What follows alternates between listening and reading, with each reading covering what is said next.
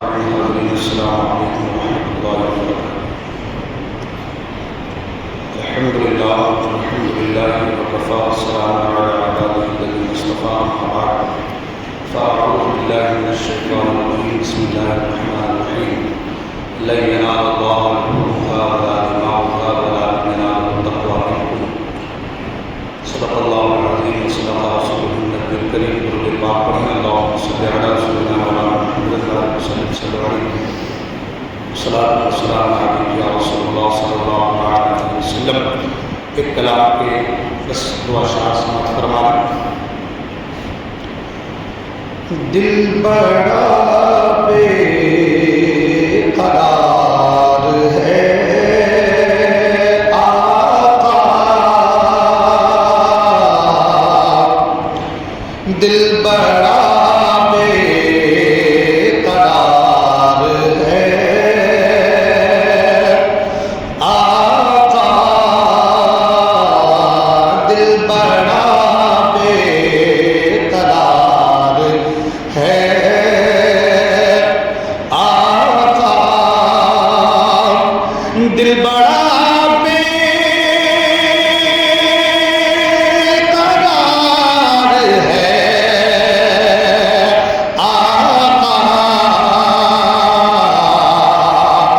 آپ کا انتظار ہے آقا، آپ کا انتظار ہے آقا، آپ کا انتظار ہے آقا،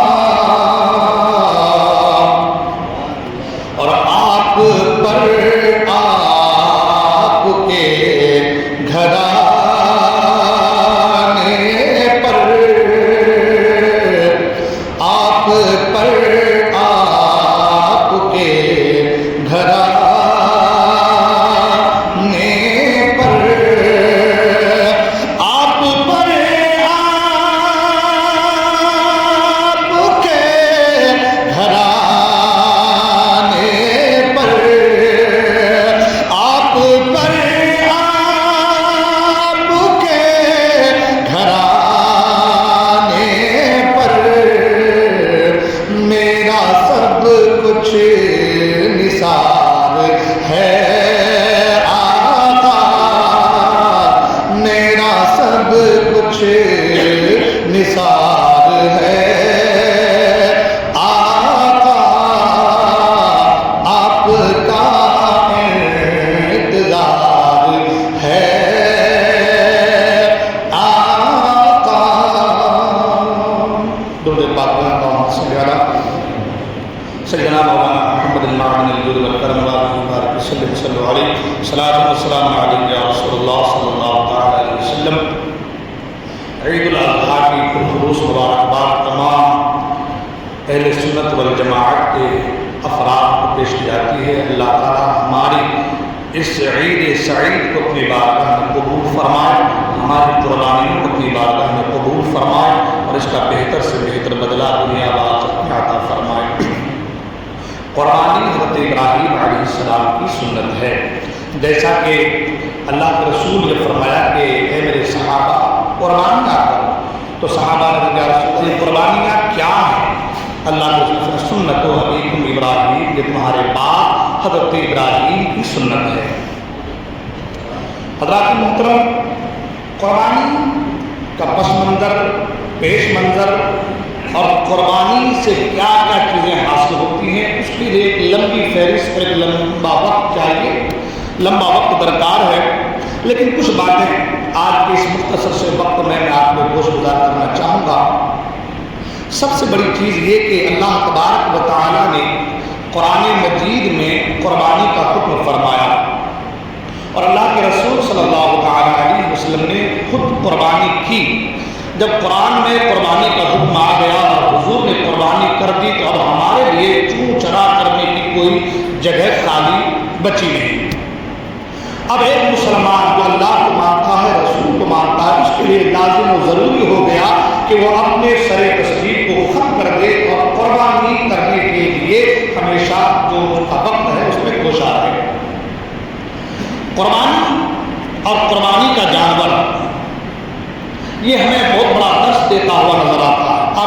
قربانی کے جانور کو ہم لاتے ہیں، پالتے ہیں، کھلاتے ہیں، پلاتے ہیں، اس کے بعد ذبح کرتے ہیں، لیکن کبھی ہم نے غور کرنے کی کوشش نہیں کی، کبھی ہم نے اس پر توجہ دینے کی، فکر کرنے کی کوشش نہیں کی۔ جب ہم قربانی کا جانور لاتے ہیں تو حال یہ ہے کہ اسے ہم سوکھا چارہ دیں تو بھی کھا لیتا ہے، گیلا چارہ دیں تو بھی کھا لیتا ہے۔ قربانی کے جانور کو جہاں باندھیں بن جاتا ہے، جیسے رکھیں رہ جاتا ہے۔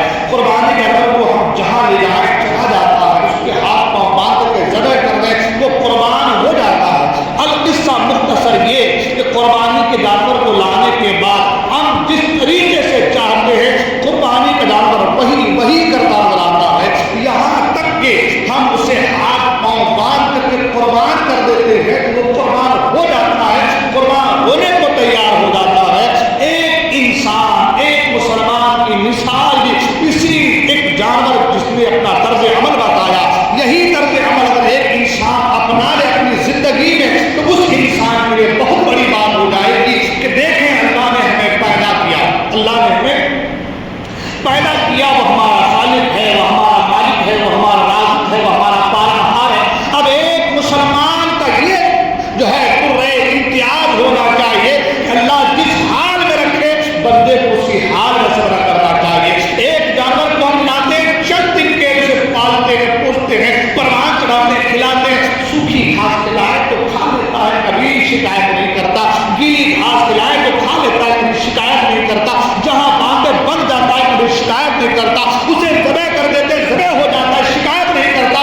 قرآن مجید میں اللہ فرماتا ہے قل ان صلاتی، اے محبوب آپ فرما دیجیے میری نماز، وہ نسکی اور میری قربانیاں، وہ محیایا اور میری حیات، وہ مماتی اور میری زندگی للہ رب العالمین، سب اللہ تبارک و تعالیٰ کے لیے ہے۔ یعنی انسان کے لیے قرآن میں اللہ نے پیغام دیا، یہ سبق دیا کہ اے حضرت انسان تمہاری نمازیں بھی اللہ کے لیے ہے، تمہاری قربانیاں بھی اللہ کے لیے ہے، تمہارا جینا بھی اللہ کے لیے ہے، تمہارا مرنا بھی اللہ کے لیے ہے۔ اگر یہ تمہارا شیوا بن جائے، یہ تمہارا درہ امتیاز بن جائے، یہ اگر تم اپنی زندگی کا مقصد حیات بنا لو تو اللہ فرماتا ہے کوئی انسان کامیاب ہو کام رہا ہے، وہ انسان کامیاب ہو کر نظر آئے گا۔ قرآن مجید کے اس درس کو دیکھیں، اس آیت کو پڑھیں، بار بار پڑھیں، اس کے ترجمے پر غور کریں۔ اللہ فرماتا ہے قل اے محبوب آپ کہہ دیجئے نا، آپ فرما دیجئے نا، اپنے غلاموں کو بتا دیجئے نا، قل ان صلاتی، میری جو نمازیں ہیں وہ اللہ کے لیے ہے۔ نماز غیر کے نہیں ہوتی، عبادتیں غیر کے نہیں ہوتی ہے، عبادتیں اللہ کے لیے ہوتی ہے۔ عبادت کا جو ہے معبود حقیقی وہی ہے، اس کی بارگاہ کے علاوہ کوئی اور بارگاہ ہے ہی نہیں جس کی عبادت کی جائے، جس کی پرستش کی جائے۔ اللہ نے فرمایا قل ان صلاتی، آپ فرما دیجیے میری نمازیں، وہ نسکی اور میری قربانیاں، ہم جو ذبح کرتے جانور کو یا خیرات کرتے ہیں، صدقہ کرتے، قربانیاں دیتے ہیں، جہاد کرتے، جو بھی قربانیاں ہیں، جس طریقے سے قربانیاں ہیں، قرآن کہتا فرما دیجیے وہ نسکی اور میری قربانیاں، وہ محیایا اور میری حیات۔ مقصد حیات کیا ہے؟ جینے کا مقصد کیا ہے؟ دنیا میں آنے کا مقصد کیا ہے؟ ہم جی کیوں رہے ہیں؟ قرآن کہتا ہے وہ محیایا اور میری حیات، وہ مماتی اور میری موت، میرا مرنا، میرا جینا، قرآن کہتا ہے للہ رب العالمین، اس اللہ کے لیے ہے جو سارے جہان کا پالنے والا ہے، جو سارے جہان کا جو ہے پالنہار ہے۔ مجھے بتائیے ایک جانور کو پالنے والا انسان ایک مجازی ہوتا ہے، وہ مجازی ہوتا ہے، وہ حقیقی نہیں ہوتا، وہ کچھ دیر کے لیے اللہ کی عطا سے پالتا ہے، مگر وہ خدا جو حقیقی پالنہار ہے، جو حقیقی خالق جو پالنہار ہے، جو حقیقی ہے، جو کسی کے عطا کرنے سے نہیں بلکہ خود سے پالنہار ہے، جس کا سارا معنی صفات ہے خود کی ہے، وہ خدا انسان کو پال رہا ہے۔ تو ایک جو ہے مجازی جو چند دن کے لیے ایک جانور کو پالتا ہے، چند دن ایک جانور ایک انسان کے پاس پرورش پاتا ہے تو کاٹ دو تو منع نہیں کرتا، اسے سوکھا گھاس دے دو تو منع نہیں کرتا، اسے جہاں باندھ دو تو منع نہیں کرتا۔ ایک چند دن کا مجازی انسان مالک اگر اس کا یہ عالم ہے کہ اس کے پاس پلنے والا ایک جانور بھی چوں چرا نہیں کرتا تو اے حضرت انسان، تیرا تو حقیقی مالک اور خالق جو ہے، حقیقی پالنہار وہ خدائے وحدہ لا شریک ہے، جس نے تمہیں زندگی عطا کی ہے، اور اس نے ہی کہا ہے کہ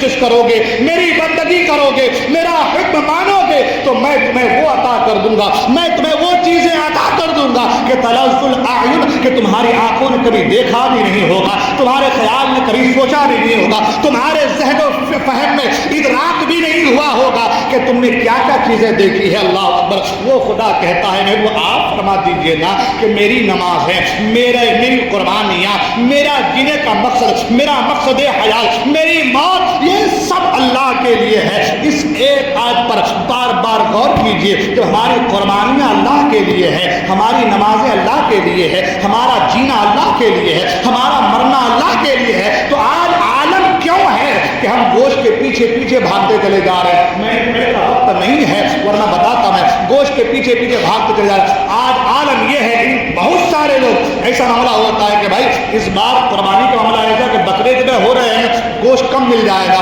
تو لوگ بھاگے بھاگے پھر رہے ہیں، ایسے معاملہ آتے ہیں۔ لیکن سنیں قرآن کیا کہتا ہے؟ قرآن کہتا ہے لن ینال اللہ لحومها ولا دماؤها ولکن ینالہ التقوی منکم۔ اللہ کی بارگاہ میں نہ تمہارا خون پہنچتا ہے نہ تمہارا گوشت پہنچتا ہے، ہاں اس کی بارگاہ تک اگر کوئی پہنچنے والی چیز ہے تو قرآن کہتا ہے وہ تمہارا تقوی ہے، وہ تمہاری پرہیزگاری ہے، وہ تمہاری نیت ہے، وہ تمہاری صاف دلی ہے۔ خدا کی بارگاہ میں یہ ہٹا کٹا جانور لانے کا مقصد یہ نہیں ہے کہ دنیا والوں کو ہم نے بتا دے اتنا بڑا جانور ہم لے کر کے آئے، وہ اللہ نہیں دیکھتا۔ اللہ یہ دیکھتا ہے کہ تمہاری نیت کیا ہے، تمہاری نیتوں کا عالم کیا ہے۔ وَلَٰكِن يَنَالُهُ التَّقْوَىٰ مِنكُمْ۔ اللہ کی بارگاہ میں اگر کوئی چیز پہنچتی ہے تو قرآن کہتا ہے وہ تمہارا تقویٰ پہنچتا ہے، وہ تمہاری پرہیزگاری پہنچتی ہے۔ اور آگے فرمایا کہ یہ جو جانور ہیں جن کو تم ذبح کرتے ہو، یہ ساری چیزیں وَكَذَٰلِكَ سَخَّرْنَاهَا لَكُمْ، ان چیزوں کو ہم نے تمہارے تابع کر دیا ہے، تمہارے اندر کر دیا ہے، تمہارے مسخر کر دیا ہے۔ آپ جانتے ہیں دنیا میں بہت سارے الگ الگ قسم کے جانور ہوتے ہیں، اللہ چاہتا تو ان جانوروں کو بھی سین ایسے مارنے والا بنا دیتا، ایسے کاٹ کھانے والا بنا دیتا کہ انسان اس کو اپنے ہاتھ میں بھی نہیں لے سکتا تھا، مگر اللہ نے اسے ہمارے لیے مسخر کر دیا ہے، اللہ نے اسے ہمارے اندر میں کر دیا ہے، ہمارے تابع میں کر دیا ہے۔ اللہ نے تابع میں اس لیے کیا ہے، اللہ آگے ارشاد فرماتا ہے تاکہ تمہیں ہدایت ملے اور تم میرا شکر گزار بندہ بنو، تم میرا شکر ادا کرو۔ جانور ہم ذبح کرتے ہیں، جانور بھی ہمارے لیے مسخر ہے، جانور ہم ذبح کرتے ہیں، گوشت بھی ہم ہی استعمال کرتے ہیں، جانور ہم ذبح کرتے ہیں، اللہ کو ہمارے گوشت کی ضرورت نہیں ہے، جانور ہم ذبح کرتے ہیں، اللہ کو ہمارے خون کی ضرورت نہیں ہے۔ ہاں اللہ کہتا ہے اگر اس کے باوجود اتنی نعمتیں دینے کے باوجود جانور کو تمہارے مسخر کر دیا، اس کے باوجود تمہارا گوشت ہم تک نہیں پہنچتا، اس کے باوجود تمہارا خون ہم تک نہیں پہنچتا، اس کے باوجود اگر تم نیت صاف رکھو تو اللہ فرماتا ہے کہ ہم تمہاری قربانی کو قبول کر لیں گے، اور تمہاری قربانی کو قبول کر کے اسی جانور کو تمہارے کل پل صراط میں سواری کا انتظام کروا دیں گے، یہی جانور کل تمہارے لیے پل صراط میں سواری کا کام دے دیں گے۔ اللہ اکبر، جانور ہم ذبح کر رہے ہیں، گوشت ہم استعمال کر رہے ہیں، نیت صاف ہے، اللہ قربانی کو قبول فرما رہا ہے، نیت صاف ہے، یہی جانور ہمارے لیے پل صراط میں جو ہے سواری کا کام آ رہا ہے۔ وہ خدا کتنا کریم ہے، وہ خدا کتنا رحیم ہے، اپنے بندوں پر کتنا رحم فرماتا ہے، اپنے بندوں پر کتنا کرم فرماتا ہے، لیکن اس کے باوجود ہمارا حال یہ ہے ہم گوشت کے پیچھے بھاگتے چلے ہیں، سارا سال تو گوشت کھاتے رہتے ہیں، اگر یہ 2-3 دن ہم نے گوشت کے جو ہے معاملات کو اپنے ذہن سے نکال دیا تو کوئی بڑی بات نہیں ہے۔ وہ خدا کھلاتا ہے، کھلانے پر قادر ہے، وہ چاہتا ہے تو آسمان سے مننا سلوا اتار دیتا ہے۔ آپ نے نہیں سنا کہ حضرت موسیٰ علیہ السلام کی قوم کے لیے اللہ تبارک و تعالیٰ روزانہ 2 چیزیں نازل فرماتا تھا، اور ایک میٹھی چیز میں ہوتی تھی اور ایک بھنا ہوا چڑیا ہوتی تھی۔ اللہ تعالیٰ روزانہ ایک چڑیا اور ایک بھنا ہوا چڑیا اور ساتھ ہی ساتھ ایک میٹھی چیز جو کہ 4 کلو کی مقدار ہوتی تھی ایک آدمی کے لیے آسمان دنیا سے نازل فرماتا تھا۔ وہ خدا جو ہزاروں لوگوں کے لیے روزانہ چڑیا بھنا ہوا اس کی نعمت اور وہ چیزیں عطا کر سکتا ہے، تو وہ خدا ہم گنہگاروں کو کھلانے پر قادر نہیں ہے۔ وہ چاہے گا تو سارا سال بیٹھ کر ہم کھائیں گے، گوشت کھائیں گے، سب کچھ کھائیں گے، لیکن یہ 3 دن ہمارا مقصد صرف گوشت کھانا نہیں ہونا چاہیے، ہمارا مقصد یہ ہونا چاہیے یہ 3 دن جو ہمیں ملی ہے جس کے تعلق سے حضور نے فرمایا کہ ان 3 دنوں میں اللہ کی بار خون بہایا جائے، وہ جانور کا خون بہایا جائے۔ لہذا ہمارا اور آپ کا شیوا یہ ہونا چاہیے کہ ہم اور آپ گوشت کھانے کے نہیں بلکہ اللہ کی رضا کے جانور کو قربان کریں، اور ساتھ ہی ساتھ ایک بکرا کیوں نہ ہم قربانی دیں، اس کے بھی 3 حصے کریں۔ یہ نہیں کہ بکرا ہے تھوڑا سا گوشت ہے تو ہمارے گھر کے لیے ہو جائے گا، نہیں، یہ سوچ قریب مت رکھیے، اس سوچ کو کبھی اپنے قریب مت آنے دیجیے، بلکہ اس کے بھی 3 حصے کیجیے۔ ایک حصہ غریبوں کو دیجیے، ایک حصہ رشتہ داروں کو دیجیے، جتنا بچے 2 کلو بچے، 1 کلو بچے، آدھا کلو بچے، وہی کافی ہے۔ اللہ برکتیں عطا فرمائے گا، اللہ نے قبول فرما دیا تو زندگی بھی اچھی ہو جائے گی اور آخرت بھی اچھی ہو جائے گی انشاءاللہ۔ یہ سوچ کے ساتھ کہ جو قربانی اللہ کی رضا کے لیے کرتا ہے اسی کی قربانی رب کی بارگاہ میں قبول ہوتی ہے، اور وہی انسان دنیا و آخرت میں سرخرو ہوتا ہے۔ لہذا قربانی کو اللہ کی رضا کے لیے کیجیے۔ اور ساتھ ہی ساتھ ایک چیز اور، وہ یہ کہ ہر سال بتایا جاتا ہے صاف صفائی کا خاص خیال رکھیے۔ آپ بکرا ذبح کر رہے ہیں، اس کا مطلب یہ نہیں کہ ہم کہیں بھی اس کو بہا دیں، کہیں بھی اس کو لٹا دیں، کہیں بھی اس کو پھینک دیں، یہ طریقہ کبھی نہیں۔ الاسلام نظیف، اسلام صاف ستھرا مذہب ہے، اور فرمایا الطہور شطر الایمان، پاکی آدھا ایمان ہے۔ تو ہمیں صاف ستھرا بھی رہنا ہے، اور اسلام کے بعد جو حضور نے فرمایا کہ الاسلام نظیف، اسلام صاف ستھرا مذہب ہے، تو ہمیں اپنے کردار سے بتانا ہے کہ جس دین پہ ہم چلنے والے ہیں، جس نبی کے ہم پیروکار ہیں، وہ ہمارے نبی کا یہ کہنا ہے، اور ہم اس کے امت ہیں، ان کی امت ہیں، تو یہ ہمارا کردار ہے، یہ ہمارا طریقہ ہے۔ اپنے طریقے سے، اپنے کردار سے بتا دیجئے کہ اسلام کتنا صاف ستھرا مذہب ہے، اسلام کیسا امن والا مذہب ہے۔ یہ کہتے طوفان نوح لانے کے چشم کیا فائدہ، 2 بوند ہی کافی ہے اگر اثر کرے۔ سب سمجھدار لوگ ہیں، ان چیزوں کا خیال رکھیے، صاف ستھرا بنائے رکھیے، پاکی صفائی کا خیال رکھیے۔ اللہ تعالی ہمارے جو ہے قربانیوں کو اور ہمارے نماز عید الاضحیٰ کو اپنی بارگاہ میں قبول فرمائے، اور دارین کی سعادتوں سے مالا مال فرمائے۔ اب نماز عید کا طریقہ آپ جو سماعت فرمائیں، سب سے پہلے صف بندی کر لیجئے تاکہ جو لوگ پیچھے آنے والے ہیں ان کو جگہ اچھے سے مل جائے۔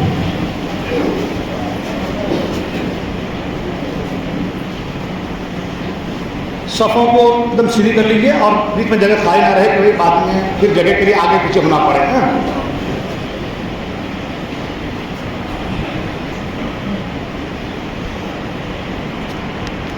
نماز عید الاضحیٰ کا طریقہ آپ سماعت فرما لیں۔ سب سے پہلے نیت کریں گے ہم اور آپ، تو نیت عربی میں بھی اور اردو میں بھی دونوں میں سماعت فرما لیں۔ سب سے پہلے عربی میں نیت اس طریقے سے کریں گے، نویت ان اصلی للہ تعالی رکعتی صلاۃ عید الاضحیٰ مع 6 تکبیرات واجب اللہ تعالی اقتدیت بہذا الامام متوجہا الی جہت الکعبۃ الشریفہ، ہے نا۔ اس کے بعد اللہ اکبر، یہ عربی نیت ہو گئی۔ اردو میں ہم اور آپ اس طریقے سے نیت کریں گے، نیت کی میں نے 2 رکعت نماز عید الاضحیٰ کی واجب 6 زائد تکبیروں کے ساتھ، واسطے اللہ تعالیٰ کے، پیچھے اس امام کے، منہ میرا طرف کعبہ شریف کے، اس کے بعد اللہ کو، ٹھیک ہے نا۔ ایک بار اور آپ اردو میں سماعت فرما لیں، نیت کی میں نے 2 رکعت نماز عید الاضحیٰ کی واجب 6 زائد تکبیروں کے ساتھ، واسطے اللہ تعالیٰ کے، پیچھے اس امام کے، منہ میرا طرف کعبہ شریف، اس کے بعد اللہ کر دیں نا تکبیر کہہ ہاں بتا رہا ٹھیک ہے نا۔ یہ تو ہو گئی نیت۔ جب آپ نے نیت کر لی تو نیت کرنے کے بعد ہم کیا کرتے ہیں، کانوں تک ہاتھ لے جاتے ہیں نا، تکبیر تحریمہ جس کو کہا گیا نا، تو کان تک ہاتھ جائیں گے اور اللہ اکبر کہتا ہاتھ ناک کے نیچے باندھ لیں گے، ٹھیک ہے، کیا کہ ہاتھ ناک کے نیچے باندھ لیں گے۔ اس کے بعد ثنا پڑھیں گے، کیا پڑھیں گے، ثنا پڑھیں گے۔ ثنا پڑھنے کے بعد پھر کانوں تک ہاتھ لے جائیں گے، اللہ اکبر کہتا ہاتھ چھوڑ دیں گے، پھر کانوں تک ہاتھ لے جائیں گے، اللہ اکبر کہتا ہاتھ چھوڑ دیں گے، پھر کانوں تک ہاتھ لے جائیں گے اور اللہ اکبر کہتا ہاتھ ناف کے نیچے باندھ لیں گے۔ اس کے بعد امام صاحب جو ہے قرأت کریں گے، اور پھر پہلی رکعت مکمل ہوگی۔ دوسری رکعت میں سب سے پہلے قرأت ہوگی، اور قرأت کے بعد کانوں تک ہاتھ لے جائیں گے، اللہ کو کہتا ہاتھ چھوڑ دیں گے، پھر کانوں تک ہاتھ لے جائیں گے، اللہ اکبر کہتا ہاتھ چھوڑ دیں گے، پھر کانوں تک ہاتھ لے جائیں گے، اللہ کو کہتا ہاتھ چھوڑ دیں گے، اور چوتھی مرتبہ کانوں تک ہاتھ لے جانا نہیں ہے، اللہ پر کا اعتبار رکوع میں جانا ہے، اور رکوع میں جانے کا دیگر نمازیں ہوتی ہیں ان نمازوں کی طرح نماز ادا کی جائیں گی۔ یعنی یہ ہے کہ جہاں کچھ پڑھنا ہے وہاں ہاتھ باندھنا ہے، اور جہاں کچھ پڑھنا نہیں ہے وہاں ہاتھ نہیں باندھنا ہے۔ یہ ہو گیا جو ہے نماز عید الاضحیٰ کا طریقہ، ٹھیک ہے نا۔ تو اسی طریقے سے عید الاضحیٰ کی نماز ہوگی، وقت بھی ہو چلا ہے اور انشاءاللہ جماعت کریں۔ السلام علیکم و رحمۃ اللہ وبرکاتہ۔